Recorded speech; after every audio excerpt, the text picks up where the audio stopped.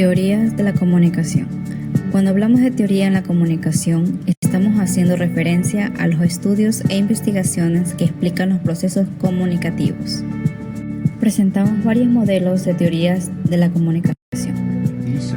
La teoría de la omnipotencia de los medios. Surgió tras la Primera Guerra Mundial. Esta teoría expresa cómo los medios de comunicación pueden llegar a influenciar y manipular a las personas. Uno de estos fue la Guerra de los Mundos. Uno de los medios de esta radio describió la invasión de los marcianos. Esta provocó en millares de estadounidenses pánico, haciendo que estos corrieran y huyesen. Fue en una noche del 30 de octubre de 1938. El sociólogo Harley Cantrell analizó el suceso. Esta teoría no sucede con tanta fuerza, aunque todavía los medios tienen una audiencia fija que cree en su palabra. Un gran número de personas está empezando a utilizar su pensamiento para tratar de discernir entre lo que puede ser cierto o no. Teorías de las mediaciones. Surgió en 1976. La mediación se define como la actividad que impone límites a lo que puede ser libre y a la manera de decir por un sistema que pone orden. Martín Serrano nos dice sobre la mediación cognitiva y la mediación estructural. La mediación cognitiva opera sobre los códigos, sobre los relatos, sobre las representaciones y las significaciones, y en la mediación estructural opera sobre los contenidos que modifican o condicionan una relación de comunicación. Martín Barbero plantea la necesidad de una mediación para que los medios sean más conscientes de la responsabilidad que cargan en sus manos y que puede llegar mucho mejor a sus audiencias. También se basa que tenemos que estudiar los elementos intermediarios, o sea, los que producen el mensaje.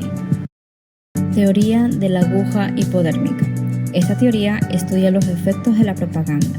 Surge en el contexto de dos guerras mundiales y los inicios de la Guerra Fría en 1920.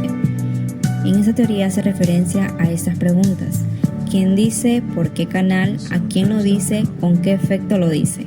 Investigada por el filósofo Harold Laswell. Esta teoría se basa en el hecho de que los medios de comunicación inyectan información tratada y filtrada, del modo que el contenido es visto como realidad dentro de una sociedad de masas. El individuo tiene problemas para transmitir un mensaje a nivel masivo. Aquí los medios se convierten en los responsables de la comunicación. Teoría de los dos pasos. Surgió en la Segunda Guerra Mundial en 1940. Esta teoría está conformada por dos hipótesis, como es el primer paso y el segundo paso. El primer paso consta que los medios lanzan un mensaje que recibe un tipo de persona en concreto llamado líder de opinión. Y en el segundo paso, esto nos indica que el líder de opinión comunicará el mensaje a las demás personas mediante sus relaciones interpersonales. Fundada por Paul Lassenfeld y Elliot Katz. Esta teoría fueron posteriormente criticadas y actualizadas dentro de la teoría de la comunicación de masas. El concepto de líder de opinión sigue resultando válido para definir una figura que ha tenido y sigue teniendo una gran influencia en la sociedad. Teoría de la comunicación humana. Paul Watzlawick junto a Janet Waving Bevelas y Don Jackson desarrollaron la teoría de la comunicación humana con la finalidad de poder tener una buena terapia familiar. También nos presentan 5 axiomas, como es el 1, es imposible no comunicar. Nos indica que podemos comunicarnos no solamente hablando, sino también por medio de las posturas y expresiones. 2, contenido y relación, es como ese contenido que se va a interpretar. 3, puntuación de secuencia en los hechos, menciona que toda interacción se da en ambos sentidos. 4, comunicación digital y lenguaje sin analogía. Es aquella que se utiliza dígitos tanto para hablar como para escribir. Utilizamos sin embargo la analogía como la parte no verbal, según los gestos o tono de voz.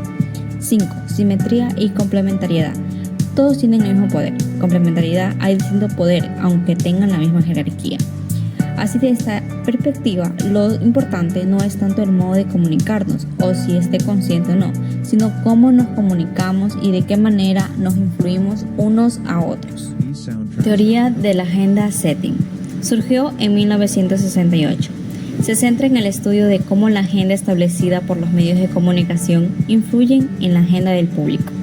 Maxwell, Markov y Donald Schock son los autores de este trabajo académico. Regularmente, la gente tiende a incluir o excluir de sus propios conocimientos lo que la más media incluyen o excluyen de su propio contenido, es decir, el contenido vigente que nos da a los medios de comunicación depende de qué información conservamos o desechamos de nuestro criterio personal. Teoría de la espiral del silencio.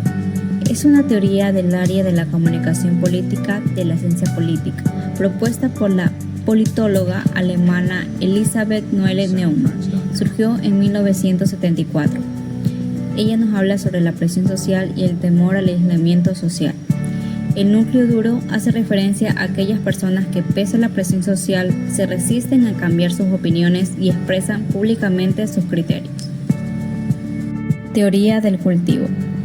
George Gurney y Larry Gross de la Universidad de Pensilvania fueron los primeros en desarrollar esta teoría como parte de una investigación a gran escala de indicadores culturales. Surgió en 1967. George Gurney clasificó a los espectadores como espectadores blandos, espectadores moderados y televidentes duros. Espectadores blandos. Estos son cuando aquellos que se exponen a la televisión menos de 2 horas. Espectadores moderados, los que ven televisión entre 2 a 4 horas por día, y televidentes duros, los que ven televisión por más de 4 horas.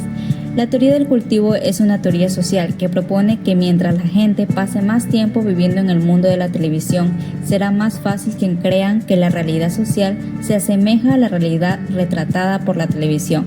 Sin embargo, los niños y jóvenes son los más crédulos en repetir las conductas mostradas en los